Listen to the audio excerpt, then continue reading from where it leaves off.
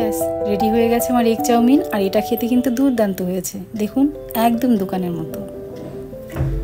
নমস্কার, কেমন আছেন সবাই? চলে এলাম নতুন আরেকটি ভিডিও নিয়ে। আশা করি সকলে খুব ভালো আছেন, আমিও ভালো আছি। তো আজ রবিবার, ভাবলাম ব্রেকফাস্টে আজকে কি বানাবো এই ভেবে ফ্রিজটা খুললাম। খুলে দেখি অনেকগুলো বেল পেপার রয়েছে, গাজর, বিনস, ক্যাপসিকাম রয়েছে, সেগুলো পরে পরে শুকাচ্ছে। তাই জন্য ভাবলাম যে একটুখানি তাহলে চাউমিনই বানিয়ে নিই, এগ চাউমিন। অনেক দিন সেটা বানানো হয় না, অনেক দিন পরেই এই চাউমিনটা বানাচ্ছি। তো এখানে সেই জন্য সব কিছু কেটে কুটে আমি গুছিয়ে নিয়েছি, ডিমটাকেও ফাটিয়ে নিয়েছি, আর পেঁয়াজ, রসুন, কাঁচা লঙ্কা ওইদিকে কেটে নিয়েছি, আর এখানে একটুখানি মশলাও সেটাকেও রেডি করে নিয়েছি। আর স্যালাদের জন্য নিয়েছি একটুখানি টমেটো আর শসা। যেহেতু এগ চাউমিন বানাবো সেই জন্য ডিমগুলোকে আগেই ফাটিয়ে নিয়েছিলাম। এবার ডিমের মধ্যে গোলমরিচ আর একটুখানি নুন দিয়ে সেটাকে ভালো করে ফেটিয়ে নেব। এবার ডিমগুলোকে ভেজে নেওয়ার পালা। তো প্রথমে কড়াই বসিয়ে দিয়েছি, তেলও দিয়ে দিয়েছি। তেলটা গরম হয়ে গেছে, এবারে ফেটানো ডিমটাকে এর মধ্যে ঢেলে দেব। ঢেলে এটাকে ভালো করে ভেজে নেব। তো এটা রান্না করতে করতে আমার আগের অনেক কথাই মনে পড়ছিল, কারণ একটা সময় ছিল যখন প্রায় দিনই আমাকে এই চাউমিনটা সকালে রান্না করতে হতো। কারণ আমার মেয়েরা যখন স্কুলে পড়তো ওদের টিফিনে এই চাউমিনটা দিতাম। যদিও এরকম করে আজকে যেরকম রান্না করছি এরকম করে নয়, একদম সাধারণভাবে রান্না করে দিতাম। সেটা ওই একটুখানি আলু দিয়ে পেঁয়াজ দিয়ে রান্না করে দিতাম, আর একটু সামান্য হলুদ দিয়ে। ওরা এটা খুব তৃপ্তি করে খেত। আমার মনে হয় সব বাচ্চাদেরই এই চাউমিনটা খুব পছন্দ স্কুলে টিফিনের জন্য। তো এইদিকে আমার ডিমটা ভাজা হয়ে গেছে, এবার এগুলোকে এরকম টুকরো টুকরো করে কেটে তুলে নেব।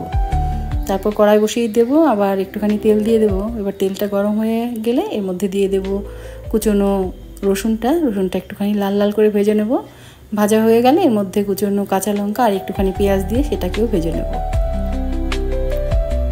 তারপর এর মধ্যে দিয়ে দেবো আগে থেকে কেটে রাখা যে গাজরগুলো ছিল সেই গাজর। কারণ গাজরটা অন্য সবজির তুলনায় একটুখানি শক্ত, সেই জন্য ওটাকে আগে দিয়ে একটুখানি নাড়াচাড়া করে নেব। তারপর দিয়ে দেবো যে মশলাগুলো রেখেছিলাম সেগুলো। এখানে আছে গোলমরিচ, আজিনামোটো, একটুখানি চিনি আর গরম মশলা। এটাকে দিয়ে ভালো করে একটুখানি নাড়িয়ে নেব, নাড়াচাড়া করে। তারপর যে বাকি সবজিগুলো আছে সেই সবজিগুলো দিয়ে দেব।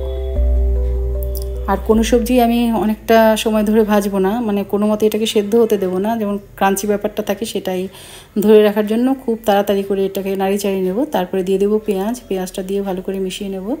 তারপর যে সসটা ছিল সেই সসটা দেব। এর মধ্যে আছে চিলি সস, সয়া সস, একটুখানি ভিনিগার আর টমেটো সস।